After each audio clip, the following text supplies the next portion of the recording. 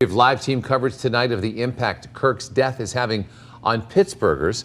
Anchor Andrew Stockey will join us in a few minutes. But first, reporter Jordan Siopa is live at the University of Pittsburgh. And Jordan, today's deadly attack happened almost exactly 1 year after Kirk's visit to Oakland.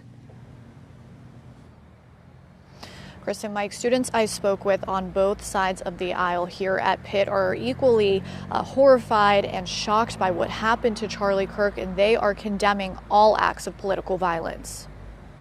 I think it should stand as a wake-up call to everyone. The day that your political affiliation gets you a death warrant, that's when democracy dies, and that's the road we're headed down. Conservative activist Charlie Kirk's shocking death Wednesday weighing heavily on both Republican and Democrat students at the University of Pittsburgh. Violence is not the answer. It doesn't matter what party you are, no matter what your thoughts on Charlie Kirk are as a human being. He is a human being. The CEO and co-founder of Turning Point USA was at Utah Valley University as part of his American Comeback Tour when he was fatally shot in what the governor of Utah calls a political assassination. It comes almost exactly a year since his September visit to Pitt drew in a large crowd of students, including junior Julia Cassidy. There were students standing on tables, screaming. The police were really trying to get a hold of the crowd. Unfortunately, somebody like Charlie Kirk is not privy to Secret Service protection.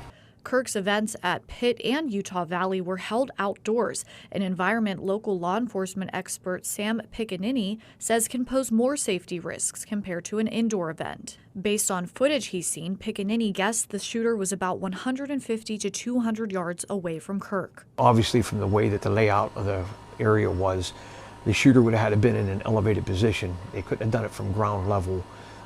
For the mere crowd, the size of the crowd, he wouldn't have been able to get a decent shot. As the leader of the college Republicans, Cassidy says she is not going to stop fighting for what she believes in. Not be scared and pushed away because of what happened. We're not going to do that.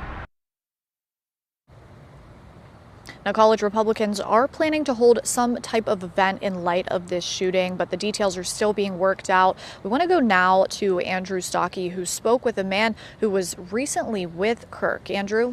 Well, Jordan and I spoke with a local writer and radio host, and just last week, he was a guest on Charlie Kirk's podcast. Paul Zeiss has had several interactions with Kirk and shared with me his impressions of the late conservative activist. Had a lot of people tugging at him, and yet, you know what, every time I reached out to him, he got right back to me. We'd have really pleasant, back and forth. I just think he was a genuine guy. I mean, politics aside, regardless of what side you're on or what you think, you know good people when you meet good people and when you talk to good people and interact with good people, and he's definitely good people. Now, I did ask what was the topic of discussion during his appearance on Kirk's podcast last week. Zeiss told me he and Kirk talked about baseball. Kristen and Mike?